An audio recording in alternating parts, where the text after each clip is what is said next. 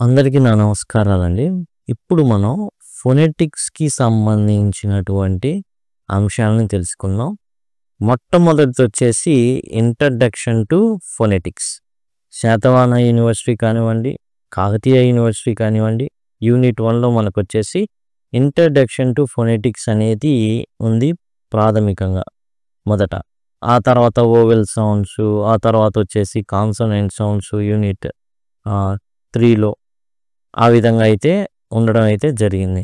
తర్వాత యూనిట్ 4లో వచ్చేసి phonetic transcription ఆ విధంగా ఉంది. అవన్నీ కూడా మనం అయితే డిస్కస్ చేద్దాం. ముందు ఇంట్రడక్షన్ టు ఫొనెటిక్స్. ఫొనెటిక్స్ అనేది ఏంటంటే scientific study of speech sounds. 44 శబ్దాలు ఉన్నాయండి.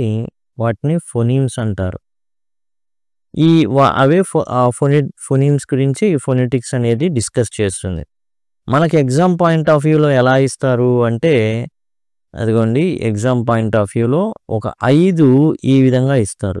ఫొనెటిక్ ట్రాన్స్క్రిప్షన్లో ఇస్తారు. ఇది వచ్చేసి కాకతీయ యూనివర్సిటీకి సంబంధించినటువంటి మోడల్ పేపరు. ఇక్కడ మీరు గమనించినట్లయితే ఈ విధంగా ఫొనెటిక్ ట్రాన్స్క్రిప్షన్లో ఇస్తారు. దీన్నేమని పలుకుతారు, దీన్నేమని పలుకుతారు, దీన్నేం పలుకుతారు, ఇవన్నీ మనకు తెలిస్తే మనం తెలుగులో అర్థం చేసుకున్నప్పుడు, అంటే జనరల్గా ఎలా పలుకుతారు అనేది మనకు తెలిసినప్పుడు సులభంగా మనం ఏం చేయొచ్చు, దాన్ని ఇంగ్లీష్లో రాయొచ్చు, 5 మార్కులు అనేవి పొందొచ్చు. ఇప్పుడు ఇంట్రడక్షన్ టు ఫొనెటిక్స్లో ఇదేంటంటే ఫొనెటిక్స్లో రకాలు ఉంటాయి. ఆర్టిక్యులేటరీ ఫొనెటిక్స్ అని, ఎకౌస్టిక్ ఫొనెటిక్స్ అని, ఆడిటరీ ఫొనెటిక్స్ అనేసి. ఏంటంటే ఆర్టిక్యులేటరీ అంటే మనం ఏ అవయవంతో మనం, అంటే గొంతులో చాలా ఉంటాయి, ముక్కుతో మాట్లాడే ఉంటాయి, అండ్ గొంతు స్వరతంతులు ఏవైతే ఉన్నాయో అవి మోగేవి ఉంటాయి. ఇట్లా దాని గురించి డిస్కస్ చేస్తుంది ఆర్టిక్యులేటరీ ఫొనెటిక్స్ అనేది.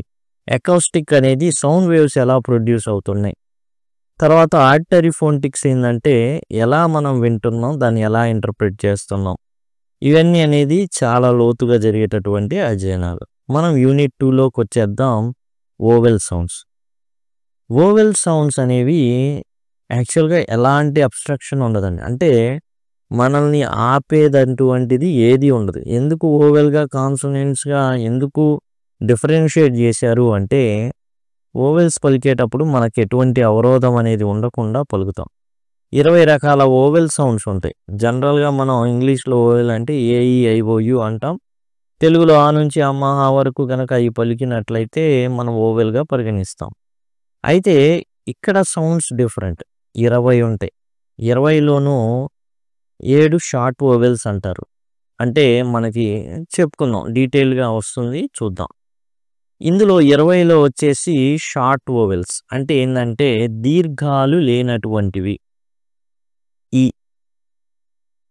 బిట్, దీన్నేమో ఈ అని పిలుస్తారండి. ఐ అంటాం కదా, ఐ కాదు. అక్కడ మనం కొంచెం జాగ్రత్తగా ఉండాలి. ఎందుకు తెలుసుకోవాలి ఇలా అంటే, మన ఎగ్జామ్లో ఎలా ఇస్తాడు అంటే ఇలా ఇస్తాడు. దీన్ని ఏం చేయమంటాడు అంటే ఫొనెటిక్ ట్రాన్స్క్రిప్షన్ ఇది. దీన్ని వచ్చేసి ఏం చేయమంటాడు అంటే నార్మల్గా రాయమంటాడు. దీన్ని నార్మల్గా రాస్తే ఇట్లానే వస్తుంది.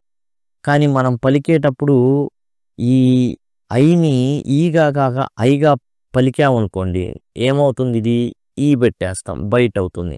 కానీ బైట్ ఎలా రాస్తారు, బైట్ అనేది ఎలా రాయడం జరుగుతుంది ఇంగ్లీష్లో, అది కూడా ఐపీఏ ఫొనెటిక్ ట్రాన్స్క్రిప్షన్లో అంటే దాన్ని ఇట్లా రాస్తారు బైట్ని. కానీ ఇక్కడ ఏంటది ఇలా అయిపోయి బైట్ అనేది ఇదండి, బిఐటి. కానీ మనకు తెలియకపోవడం వల్ల దీన్ని ఐగా పలికితే ఇలా రాసేస్తాం, తప్పు అవుతుంది. బిట్ ఇది, ఓకే, దీన్ని ఈగా పలుకుతాం, ఐ కాదు ఫొనెటిక్ ట్రాన్స్క్రిప్షన్లో, అది గమనించండి. ఆ తర్వాత ఇది మనం ఈ అని పలుకుతాం, కానీ అది ఏ అన్నమాట, ఇది ఈ అన్నమాట, ఓకేనా.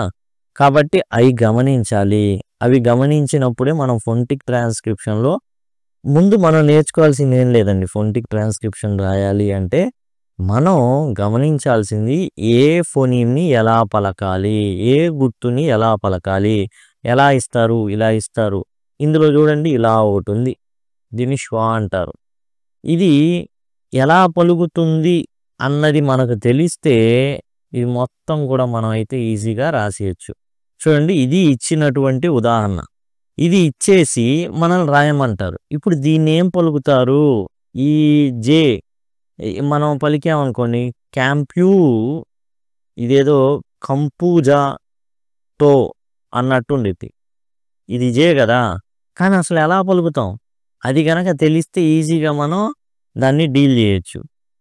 చూడండి, ఇది యాగా పలుకుతాం. ఆకిను ఇట్లా వస్తుంది. సింపుల్గా మనం ఏమనుకోవచ్చు అంటే ఈ యాగా మన సౌలభ్యం కోసం. యాక్చువల్గా అయితే ఆకిను యాకి మధ్య కాంబినేషన్లో ఉంటుందన్నమాట. తెలుగులో లేదు అది, అందుకని మనం ఇలా రాసుకున్నాం. తర్వాత ఇది షార్ట్ ఆ అంటామే. ఆ మనం ఏం సింపుల్గా రాస్తున్నాం షార్ట్ ఓవెల్స్ అని. ఆ, ఈ, ఊ, ఏ ఈ రాసుకుంటున్నాం. వీటికి లాంగ్ ఓవెల్స్ ఉంటాయి. ఏంటవి? ఆ, ఈ, ఊ, ఏ, ఓ మామూలు ఉంటుంది. ఇవి షార్ట్ ఓవెల్స్, ఈ లాంగ్ ఓవెల్స్ అనమాట. అంతకుమించి పెద్దగా గొప్పగా ఏం చెప్పుకోవట్లేదు. మనం అర్థం కానిదంటూ ఏం లేదు. ఆ అన్నమాట. యు కప్ అన్నప్పుడు షార్ట్ ఆగా ఇది వస్తుంది అనమాట. ఆ తర్వాత ఇదేంటి? ఓ. కొన్ని సందర్భాల్లో ఆగా కూడా పనిచేస్తుంది, బట్ ఓగా గుర్తుపెట్టుకోండి. ఊ ఇది వచ్చేసి ఊ. మనం ఇందాక చెప్పుకున్న శ్వ అన్నామే, దాన్ని శ్వ అంటారు. ఆగా పలుకుతుంది ఇది. ఇవన్నీ కూడా ఓవెల్స్. అంటే మీరు గమనించుకోవాల్సింది ఏంటంటే ఆ నుంచి అమ్మ వరకు ఉండే శబ్దాలు. ఈ, ఏ, ఇది వచ్చేసి యా. ఓకే, తర్వాత ఆ, ఇదేమో ఓ, ఇదేమో ఊ, ఇదేమో ఆ. రాసుకుంటే చాలా బాగుంటుంది. వీటిని సింపుల్ మర్చిపోతుంటాం. మెయిన్ నేర్చుకోవాల్సింది ఓవెల్సేనండి, అందుకే ముందు చెప్పుకుంటున్నాం. ఓవెల్స్ నేర్చుకుంటే మనం ఫొనెటిక్ ట్రాన్స్క్రిప్షన్ 5 మార్కులు చాలా సులభం. తర్వాత ఇది చూసారా, మనం ఐ చేసి ఐ అనకూడదు, ఈ అనాలి. ఇందులో ఇది దీర్ఘపు ఈ అనమాట. దీర్ఘపు ఈ సిలో కనబడుతుంది మనకి. ఎట్లా రాస్తాం? సి అంటే ఇట్లా రాస్తాం, సి. ఇది వచ్చేసి ఆ. ఎట్లా? చివర్లో మనకి ఏఆర్ అనేది వచ్చినప్పుడు అది మనకి ఈ విధంగా వస్తుందన్నమాట. కార్, ఇట్లా కార్ ఈ విధంగా రావడం అయితే జరుగుతుంది. కొన్నిసార్లు ఆర్ కూడా మిస్ అయిపోతుందండి. ఈ వచ్చినప్పుడు ఆర్ని బ్రాకెట్లో కూడా పెడతారు, ఆ విషయాన్ని గమనించాలి. తర్వాత లో, ఓగా పలుకుతుంది. ఓ దీర్ఘపో అనమాట. అంటే ఎలా రాస్తారు? ఇలా రాస్తారు, లో. ఇది ఎల్ఓడబ్ల్యూ లాగా ఉంటుంది, కానీ లో రాసేటప్పుడు వేరేగా రాస్తారు. ఇలా రాశారనుకోండి, అది ఎల్ఓడబ్ల్యూ. అది ఇదేంటి? లో. ఓకేనా? అటు ఓకి ఆకి మధ్యలో ఉంటుందన్నమాట. అది తెలుగులో లేదు, సో మనం ఇట్లా సాటిస్ఫై అవడమే. తర్వాత ఇది వచ్చేసి ఊ. ఓకేనా? ఫుడ్ ఎలా రాస్తాం అంటే ఫొనెటిక్ ట్రాన్స్క్రిప్షన్ ఇలా రాస్తాం. అయితే ఎగ్జామ్లో మనకి ఇది అడుగుతాడు, ఇలా రాయాలి మనం. ఫొనెటిక్ ట్రాన్స్క్రిప్షన్ టు ఇంగ్లీష్ రాయాల్సి ఉంటుంది. బర్డ్ ఎలా ఉంటుంది? ఇది యాక్చువల్గా అనే సౌండ్ వస్తుంది. ఓకేనా? దీన్ని ఎట్లా రాస్తారంటే ఇట్లా రాస్తారు, ఇలా ఉంటుంది అన్నమాట. తర్వాత వచ్చేసి దిప్తాంగ్స్. ఈ దిప్తాంగ్స్ ఏంటంటే 2 ఓవెల్స్ కలిసి ఉంటాయి. 2 ఓవెల్స్ కలిసి ఏయ్, ఎయ్ అని వచ్చింది. ఏయ్ ఒక రకంగా ఏయ్ అని వచ్చింది. డే, ఐ, మై, ఐ అన్నమాట. ఇది జనరల్గా మనం ఐ అని ఇలా పలుకుతాం కదా, దీన్ని ఎలా రాస్తారు ఫొనెటిక్ ట్రాన్స్క్రిప్షన్లో అంటే ఇలా రాస్తారు, ఐ. మామూలుగా ఫొనెటిక్ ట్రాన్స్క్రిప్షన్లో ఉండే ఇది ఈ. అదొక్కటి గుర్తుపెట్టుకోండి జాగ్రత్తగా. ఇది వచ్చేసి ఐ. మై ఎలా రాస్తారు? ఎం, ఏ, ఇట్లా. అంటే గుర్తు చెప్తున్నా. డే ఎలా రాస్తారు? D, day. ఈ విధంగా రాయడం అయితే జరుగుతుంది. ఇది వచ్చేసి ఓయ్. ఓయ్, బాయ్. ఓయ్, బాయ్ని ఇట్లా రాయడం అయితే జరుగుతుంది. తర్వాత వచ్చేసి ఇది నౌ. నౌ.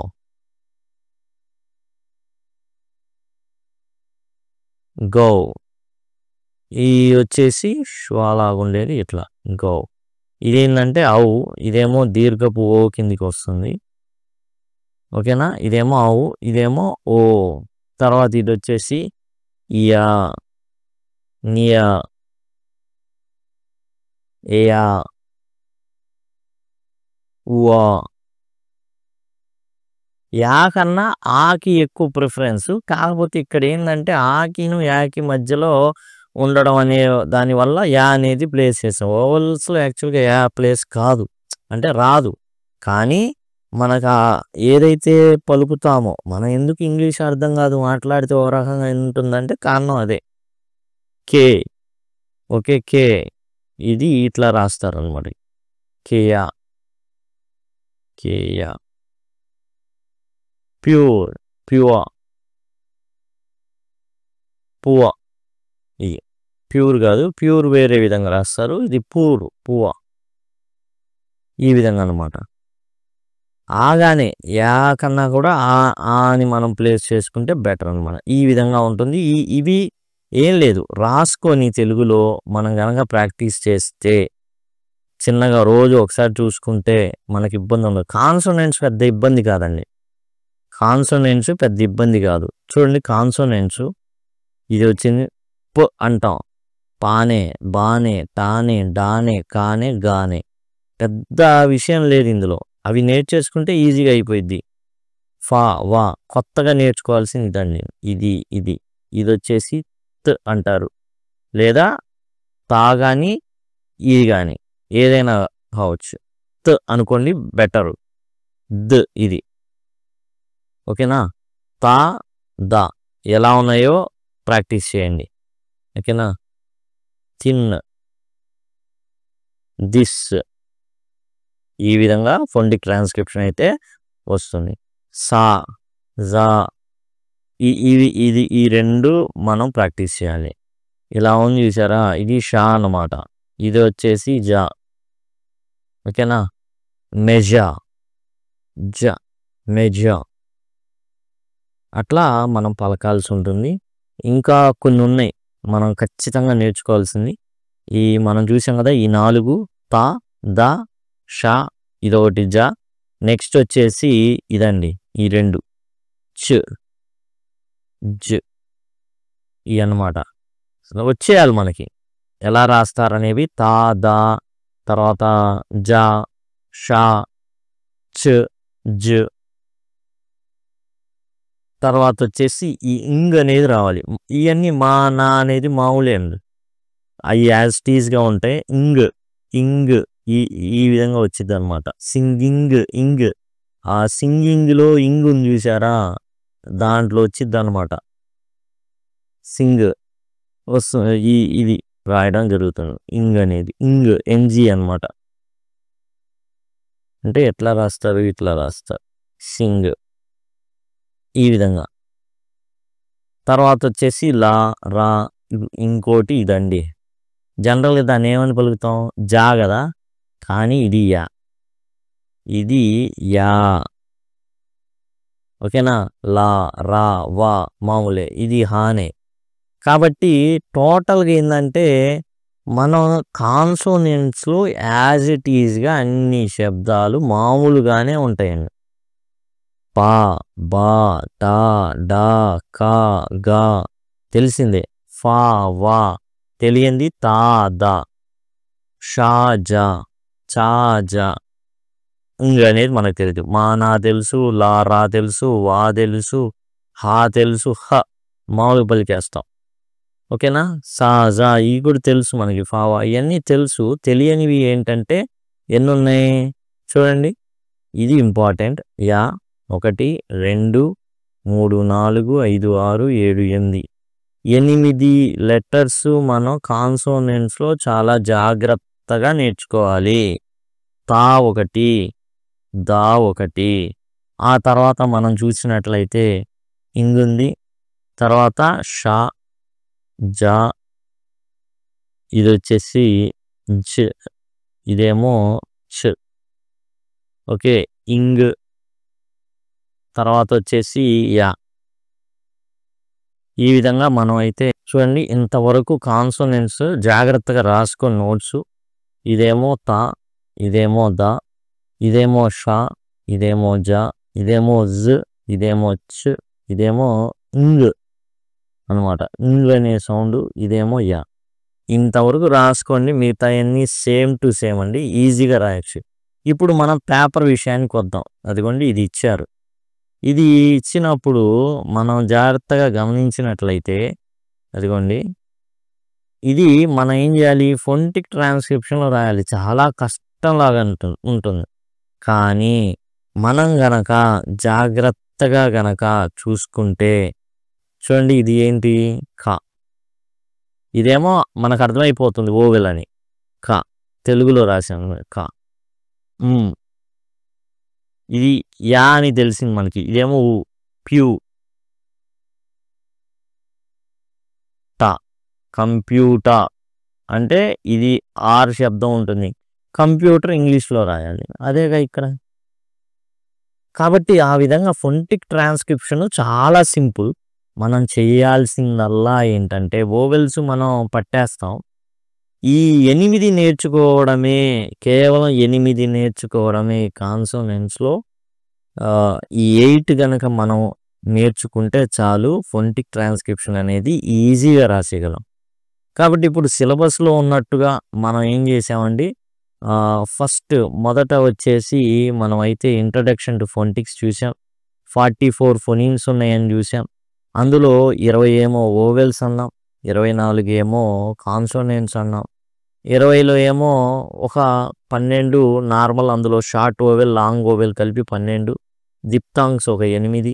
ఇక 24 ఉన్నాయి. 24లో కూడా వివిధ విభాగాలు ఉన్నాయి. కానీ మనకు మార్కులు రావడానికి వాటి గురించి పెద్దగా తెలుసుకోవాల్సిన అవసరం లేదు. అండ్ సెకండ్ యూనిట్లో ఉన్న ఓవెల్ సౌండ్స్ మనం చూసాం. 20 ఓవెల్ సౌండ్స్ ఉంటాయని చూసాం. అందులో షార్ట్ ఓవెల్స్, లాంగ్ ఓవెల్స్ అవన్నీ కలిపి ఒక 12. అండ్ తర్వాత వచ్చేసి దిప్తాంగ్స్ అని 8, ఇయా, ఊయా, ఏయా, ఇలాంటివి ఉన్నాయి కదా, అవి అన్నమాట దిప్తాంగ్స్. డిస్కస్ చూసాం. తర్వాత యూనిట్ 3లో కాన్సోనెంట్ సౌండ్స్. మొత్తానికి మనకు తెలియనివి ఒక 8 కాన్సోనెంట్ సౌండ్స్ ఉన్నాయని, ఆ కాన్సోనెంట్ సౌండ్స్ని తెలుసుకుంటే యూనిట్ 4లో ఉన్న ఫొనెటిక్ ట్రాన్స్క్రిప్షన్ అనేది ఈజీగా మనం క్లియర్ చేయగలము అన్న విషయాన్ని మనం అయితే తెలుసుకున్నాం. తర్వాత ఉన్నది ఇంటోనేషన్ అనేది ఉంది యూనిట్ 5లో. దాని గురించి కూడా తెలుసుకుందాం. ఫొనెటిక్ ట్రాన్స్క్రిప్షన్ చూసాం కదా, ఇదేంటంటే ఇవి ఐపీఏ అంటారు, ఇంటర్నేషనల్ ఫొనెటిక్ ఆల్ఫాబెట్ అంటారు వీటిని. ఓకే, ఎట్లా రాస్తాము అంటే అదిగోండి ఇప్పుడు దీన్ని సింపుల్గా మనం రాయాలి అనుకున్నాం అనుకోండి. రఫ్లో మనం అంటే ఏం తెలీదు అనుకున్న వాళ్ళు, ఇదేంది కా, ఇదేమో యాలా పలికిద్ది, ఇదేమో ట, క్యాట్. ఓకేనా, క్యాట్ అనేది అర్థమైపోతుంది, క్యాట్ ఈ విధంగా. తర్వాత ఇది స్కూల్ అనేది అర్థమైపోయింది. ఇది ఊ అని, రెండో ఊ అని అర్థమైందంటే స్కూల్ అనేది మనకు అర్థమైపోతుంది. తర్వాత ఇది ఆర్ అంటారని, ఐఆర్ వచ్చినప్పుడు ఇట్లా వచ్చిద్దని గనక మనం చూసాం కదా, అది కనుక తెలిస్తే బర్డ్ రాసేస్తారు. ఇది చూడండి ఫా. ఓకేనా, ఫా. ఇదేంది ఔ, ఫోన్. ఫోన్ అనేది లేదు, యాక్చువల్గా ఫోన్ అంటాం మనం, అది ఫోన్ అనమాట. కొంచెం ఓకినో ఓకి మధ్యలో ఉంటుంది, సో అట్లా రాస్తారు ఫోన్. తర్వాత ఇది షా అని తెలిస్తే చాలు, ఇది ఈ అని తెలిస్తే షిప్ అని మనకు అర్థమైపోతుంది, షిప్ రాసేస్తాం. ఈ విధంగా ఫొనెటిక్ ట్రాన్స్క్రిప్షన్ అనేది మనం చూస్తాం. తర్వాత ఇంటోనేషన్ అనేది చూద్దాం. ఇంటోనేషన్ అంటే ఏంటంటే rise and fall of speech అనమాట. ఇప్పుడు మనం ప్రతి మాటని ఒకేలాగా పలకం, కొంచెం రెట్టించిన ఉత్సాహంతో కొన్ని మాటలు మాట్లాడతాం. అయితే ఇప్పుడు దాకా మనం వర్డ్ లెవెల్లోనే చూసాం, ఇంటోనేషన్ అనేది సెంటెన్స్ లెవెల్ అనమాట. అంటే ఏంటి, ఒత్తి స్ట్రెస్ ఇస్తాం. ఒక సెంటెన్స్లో ఒక చోట స్ట్రెస్ ఇస్తాం, గట్టిగా పలుకుతాం, ఇంకో చోట అసలు వినబడినట్టుగా ఉండిద్ది. మనకు ఏదైతే స్ట్రెస్ ఇచ్చారో దాన్ని బట్టే అర్థమైపోతుంది. మనం ఎమోషన్స్, క్వశ్చన్స్,